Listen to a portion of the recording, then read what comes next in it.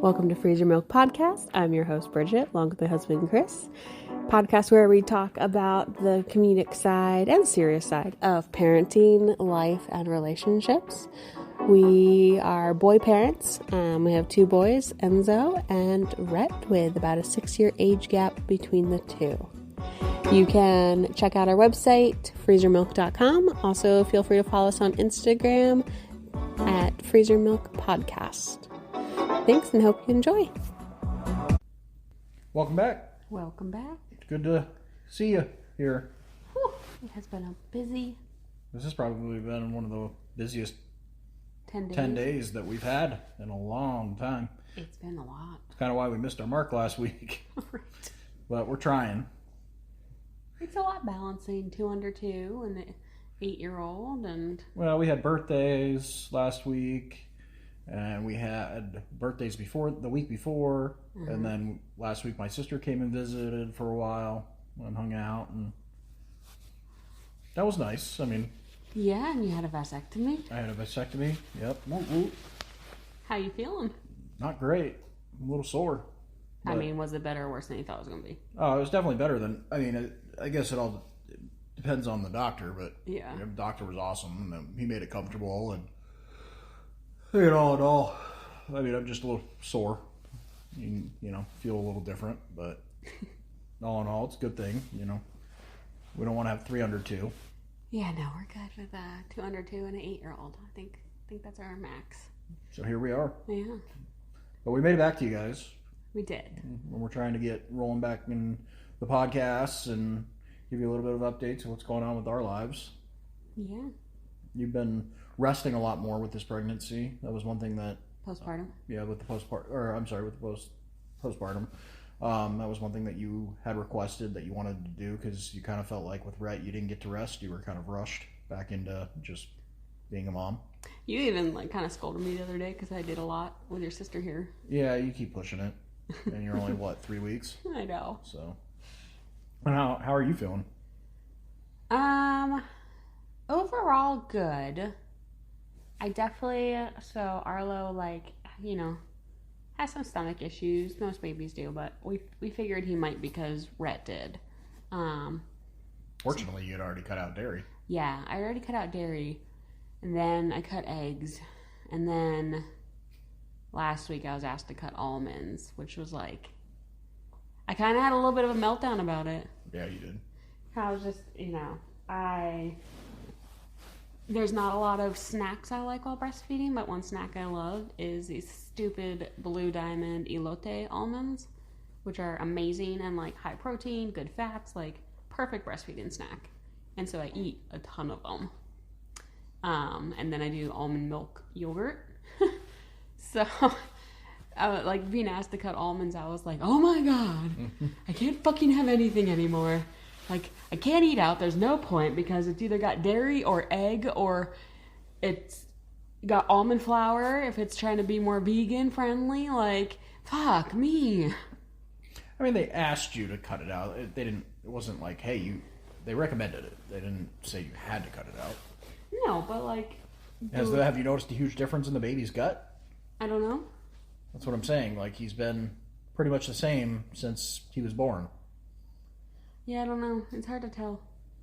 So, I mean, just because... The hard part, too, is that, it takes a while. They don't have any definitive reasoning. I guess there is a test you can get done. It's $150. It's a gut test, and it'll... Tell you what... allergens and stuff. Well, why don't you do it? I gotta look into it. I just heard about it this week, and I was like, oh, that might be interesting. Instead of guessing and cutting out your elote almonds. I don't have many luxuries in life. But my elote almonds, don't worry, I bought them out everywhere we go, so. Yeah, we've got stockpiles of these frickin' almonds. They're so good. Delicious. Luckily, they're shelf stable. They are. For a while, anyway. If you haven't tried them, I highly recommend you go try them, unless you live local to me, and then good luck finding them in stores. Because I bought them all. Right. But they're so yummy. But yeah, so I feel like that caused a little bit of a mental... breakdown for me, and that I was I can't fucking eat out anything. Trying to eat out is so challenging now because I have to check for dairy and for egg and almond, and I just felt like it was overwhelming. Yeah. And then I do definitely get like overwhelmed or PTSD when he gets really worked up with like gut issue, screaming and crying for like over an hour. Which he does during the evening hours because he's got his, what was it called? So like witching hour is witching hour, but his is like, I mean, technically witching hour can be up to 3 hours, and he definitely hits that full 3 hour mark sometimes. Yeah, and it's tough. Like last night was really rough. Yeah.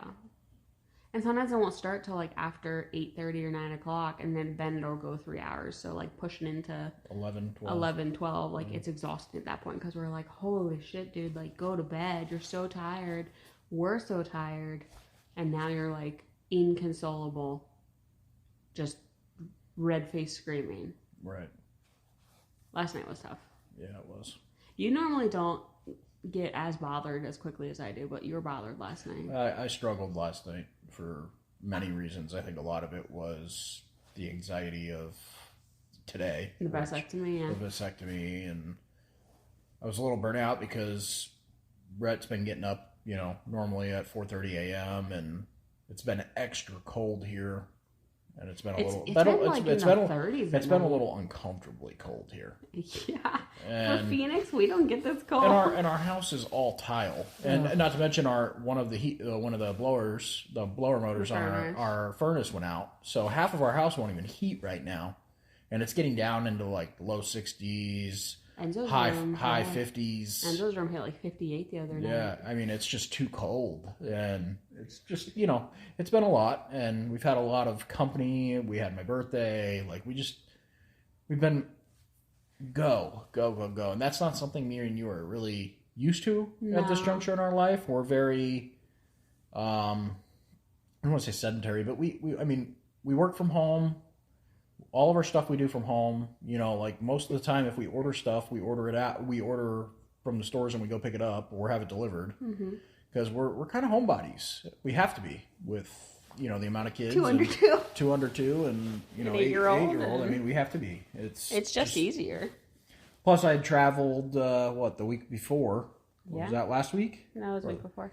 Yeah, so we had family photos. we had family photos, which was a whole different fucking shit show. Our photographer was great. I will give her that. She was great. Yeah, she put up with my shit. I was a little pissed off. I didn't want to do it. After the fact, you're like, can you apologize to her, Bridget? Because that was really fucking rude. Yeah, I was, I don't know. I was a little... Rhett had a really bad day that day. It was like one of his worst days he's had. Yeah, and he had complete... I had to watch him.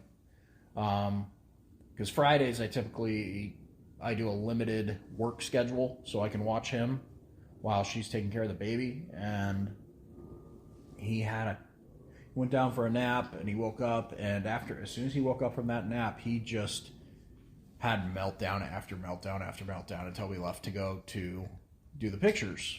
And it was just exhausting, and it had pushed me kind of to the edge. I was just very done. I didn't want to go do it. It was cold out. It was just tough all the way around. And I'm not very good with photos anyway, so it was just frustrating. Yeah. It was muddy. It was cold. Rhett was crazy. Yeah, Arlo was a little bit cold. We were worried about that. We were in the desert. I couldn't even manage him. He kept running away from me, and I'm like worried he's gonna get attacked by a coyote or something, or go play with some cactus. What's this prickly thing? So it was very unsettling, and I got upset, and yeah. And we feed off each other. Yeah. So you were in a shit mood, and Rhett feeds off of us. We calmed down after we left, I think, and grabbed a bite to eat, and everybody settled down, went home, and we all did our own thing. I think that's one of the problems with being stay-at-home people, is the kids are stay-at-home people. So when they leave the house, they're like, what? Why am I leaving? They're all freaked out. What's happening? Because I don't like this. This sucks. Home is safe. Pretty much, so. They're like little crazies out in the wild. What? Run around, freedom. It's just been a really hectic couple of weeks, man. I just feel like we've been nonstop, and then... Well, because really, like, you traveled, and then you got back from travel, and we had like a day or two to get stuff ready for Enzo's birthday, like little party that we had, and then we had Enzo's birthday, and the next day your sister got here, and then. Do you need a burp? Okay. Then we were entertaining, and it was great having my sister here, and bless her heart, she tries to help us out, but we have like a routine, a system, and I think we've realized we don't really like it when people interfere with our system. Not that my sister tried to interfere in any way, but I think she was here a good amount of time. Yeah, absolutely. I mean, she got to see the babies and hang out, and because we tried where we did like more of like a limited stay. Yeah, instead of like a prolonged stay, because we Instead of, tried like, a that with week-long. Rhett, and I think it was just too long for everybody, and I think we needed time to get used to what life was going to be like on our own with a baby, and now we're getting used to being, Life with a wild toddler and a baby. Right. So it's just, it was just really busy, and we forgot to podcast, and me and you were arguing about that. This is supposed to be our therapy, and we're, arguing about the fact that we forgot to do our podcast because we were just so busy, and we were going to do it over the weekend, and weekend came and gone, and here we are, Monday night. We got it though. We got it. We're here. We showed up, and I mean, we're not beautiful, but we made it. So.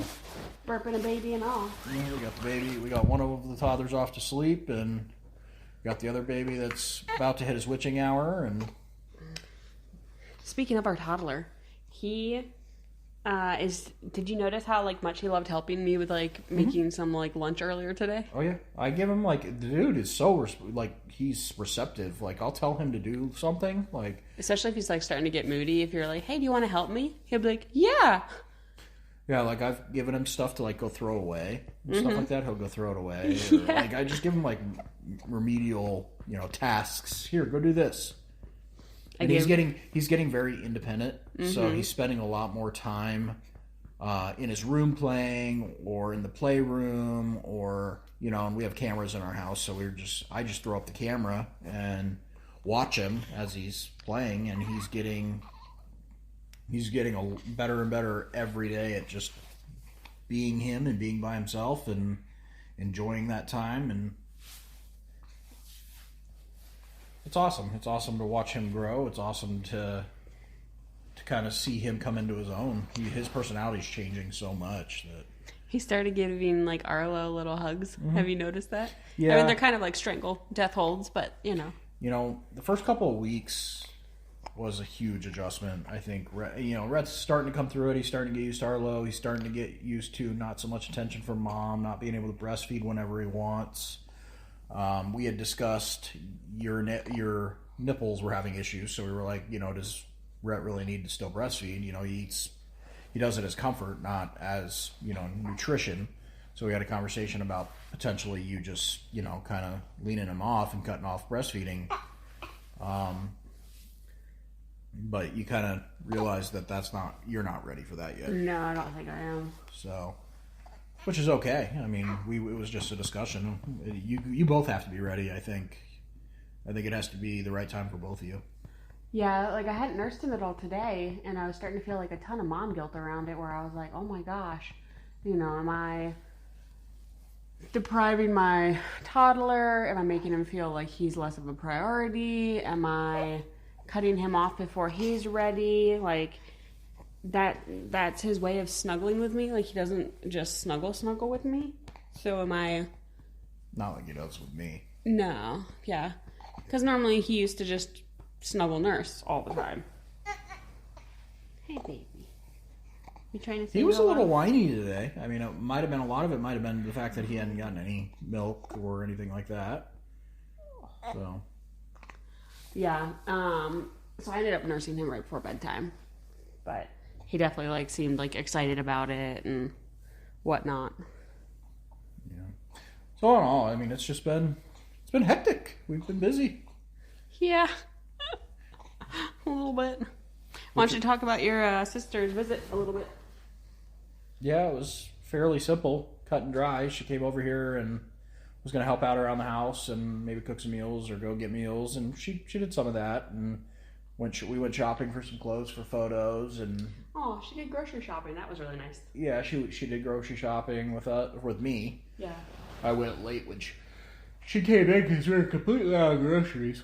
So We're like, oh fuck, we have no food. so I went to the grocery store with her, and we knocked out grocery shopping. She really took care of the kids and bought them some stuff, and you know, she's sweet. I mean, she's just a very loving person, and she just wants to help, you know. But her being in town brings somebody else around a lot more frequently, which my mom, and yeah, she gets a little much sometimes, you know.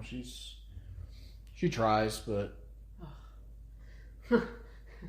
you went off on her about dairy, and your sister was even I was so tired. Seriously, Mom? I'm just so tired of explaining to her why you don't do dairy. She thinks it's for you, and she's trying to give Rhett a buttered roll, and I'm like, what are you doing? Like, oh well, he can't have dairy either. I said, you know, I got pissed off, and I was like, why the hell do you think she doesn't do dairy? She's not lactose intolerant. Even Amy your sister was like, come on, Mom, get it together. Jeez, I don't know how many times we have to explain this to her. She just doesn't, it's not important enough to her to remember, or, you know, maybe she just really can't remember anything. She might just not have mental capacity to. She is getting older. Okay. So, it's just, she tries, she does, she really tries as a grandmother, and she wants to help, and she keeps offering, and, you know. We keep telling her no. We keep telling her no, but I don't know if like one day we just have to kind of explain it and be like, hey, unfortunately, like this is like, I don't know if we have to just eventually give the reasoning as to why it's a no for us. You know. Enzo. I feel like Enzo, speaking of, he had like a really good week. Yeah. He like, what's wrong? Nothing, keep going. Okay. He just seemed like really happy and like really enjoyed his like birthday presents, and he's been enjoying them in his room and is by himself and just enjoying it. You know, we put him in therapy because we were struggling with. He always seemed bummed out. He always seeed depressed. Yeah, and that's not what we want. You know, I've suffered from depression, and it's not fun. We've talked about in the past, like we've had, you know, an extended family member on my side committed suicide, and I've had people in my family that have been depressed, and I've had family members that have committed suicide and depressed, and so it's just something we're very, very sensitive to. Yeah. So we watched out for him, and we were noticing recently that he's been struggling. Yeah, and it was before Arlo was even born. Yeah. It wasn't like the baby was the catalyst of a change. It was before he was even born. He just has seemed bummed, but he's been going to therapy and working with his therapist on like how to find happiness in his day-to-day, and I felt like this week we saw a really big difference. Yeah. And it was really cool to like see him. Even like yesterday, he was playing with Rhett in the playroom, and he was like smiling and giggling and like not completely annoyed. You know, like actually having a good time with Rhett. It was really cute to see. Well, maybe he's realizing that him and Rhett now both are in the same boat, and they're not the center of attention anymore. So he's like, well, you know, me and maybe Rhett, he feels bad for his brother. Yeah, maybe me and Rhett should team up because obviously we're the odd two out, you know. OMG. But he's just, you know, his therapist is working with him on, you know, because he gets bored really easily, you know, and we're trying to teach him that it's okay to be bored and it's healthy, and you need, you know, it's the big thing is when you're bored, you need to learn how to use like your imagination, your creativity, and this week he really did that because he spent quite a bit of time building Legos and reading, and like I don't think he came out to me one time over the weekend and was like, hey, I'm bored, what can I do? Yeah. Not one time. Yeah. And I was just like, this is amazing. And I think you know, a lot of that is what he's working on in therapy, so I think that's helpful.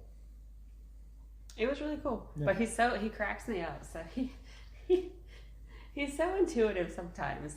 He noticed when your mom was here, I texted you and I said, hey, please don't let her come in the room. Arlo's sleeping and she talks really loud and she's going to wake him up.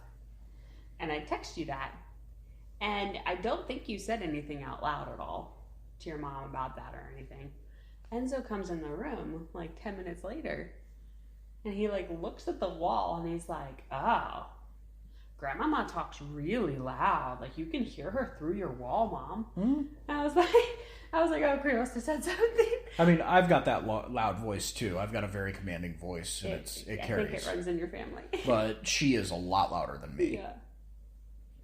But it cracks me up because he's so intuitive to stuff like that sometimes where you're like, huh, he just picks up on that and like understands like, hey, that's loud. That would wake a baby. Like we don't love that loud noise. Yeah, every time she comes over here, she's got to be the loudest one in the room. But it cracks me up. But he did love like the Legos that she got him, and that's why I said like she tries. She's definitely a much better grandmother than she was a mother, and that's okay. I mean, it is. I'm glad that she's able to pour love into our kids, and she has good intentions. She does have good intentions. It's not like she's the follow through is not always attached with it. But. No, but shit. I mean, she's 70 years old and retired, and she's her. So. She keeps pouring love into my kids. I guess I'm good as long as she doesn't hurt them in any way, How do you feel like you and I have been since baby number 3 entered our lives? Man, I think there's been a lot of balance. There's been a lot of not sleeping, obviously, or lack thereof sleep. It hasn't been as bad though. Like as far as like Rhett's postpartum was really, really hard on us. Yeah. I don't think this has been. I could be wrong, but... How do you feel like you and I are, as a couple, handling everything? Well, we're both healing currently, so... Intimately, we're not... I mean, we try, but, we have to think outside the box, so... but I think all in all, like, we've had some pretty good talks about... I think we realized we struggle with communication in the last couple of weeks. Yeah. With providing clarity on to shit. Each other. On but a lot of that's because we're fucking exhausted. So, maybe the clarity's there. We're just not seeing it because we're so tired. Because I'm still working full time. You're trying to take care of the baby, and like it's a lot. And I mean, all in all, I don't feel. I mean, we've had a couple disagreements, but I think we kind of understand whose role's what. That's kind of, we didn't do that with Rhett, because I didn't know how to really help him. Yeah. And this baby is a little bit different. I'm not afraid to come get him, and he was my first child. I never had. He was horrific colic times. Yeah, it was bad, and this one, is a little bit different. I mean, he still just kind of wants mama coverage, and holding and snuggling. So, but he does really well with me too. What's changed in the last since Thursday with him? That now I can actually put him to sleep when he's upset, and I can't, and you can't. So I don't know. It's just he all of a sudden decided hey, everyone aside from Mom is great to go to sleep with. Yeah. I'll fall asleep for Susan. I'll fall asleep for Dada. Mom, heck no. Mm-mm. I ain't gonna fall asleep for her. So it's just been. We haven't been perfect. But who would expect us to be? Yeah. We're surviving. That's what we're doing, and we're trying to embrace these moments because Rhett's postpartum went by so fast. I mean, we've got a talking toddler that runs around our house and is very independent and very direct, and we missed the whole baby How much did it hit home when I sent you the picture of him from a year ago today? Oh, I mean, it was night and day. I mean, he's gotten massive. His head's huge. He's huge. He's a big personality. You always know when he's in a room.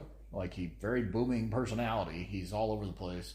Very receptive. Very intelligent. Just gets excited. Oh yeah. I mean, he's full passion, emotions, everything. But his excitement whenever someone walks in the room, hello. He's just ecstatic about everything, and I love it because me and you aren't the happiest people. Life isn't we're not just we're working on. Yeah, we're not just smiles, rainbows and sunshine and ponies and shit all the time. It's one thing we talked about this week to try to figure out how do we become more of that. Yeah.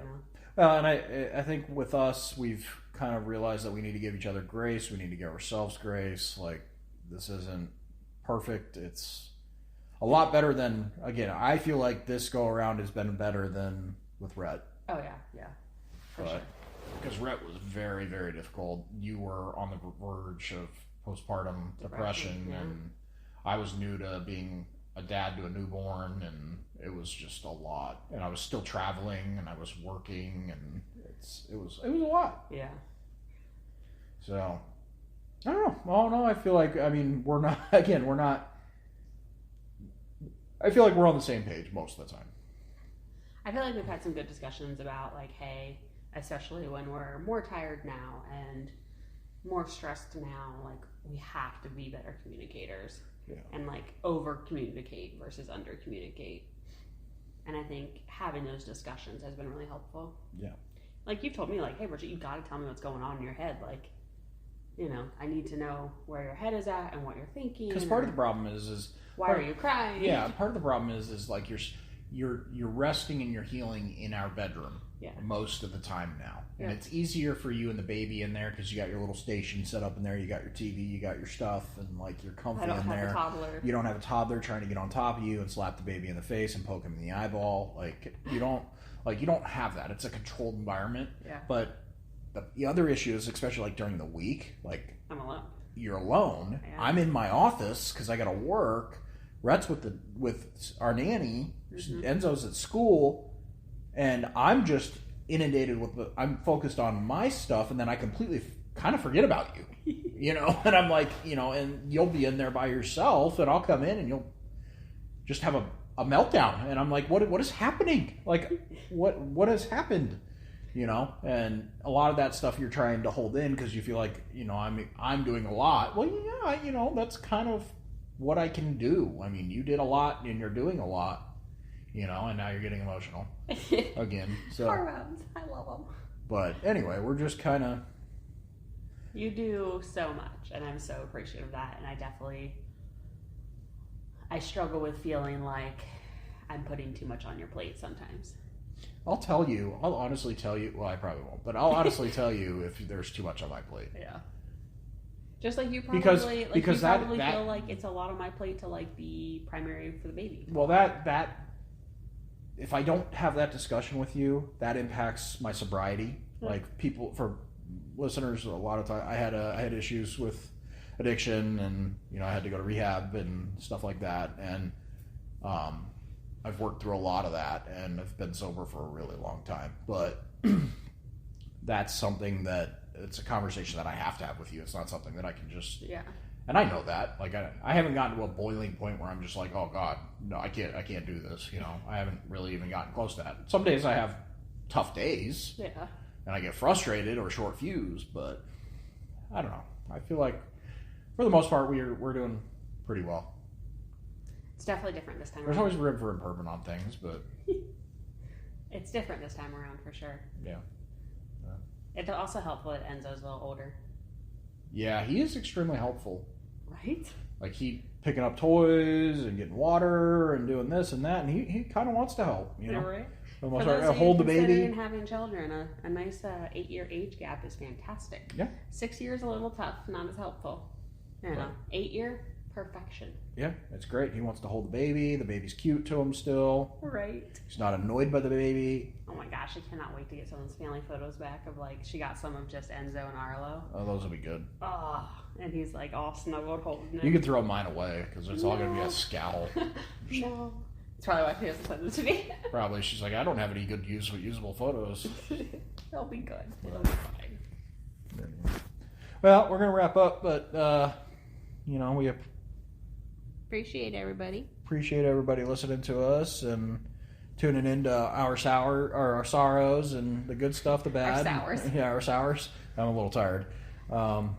But, yeah, thanks. And have a good week, and we'll see you next week. Thanks for listening.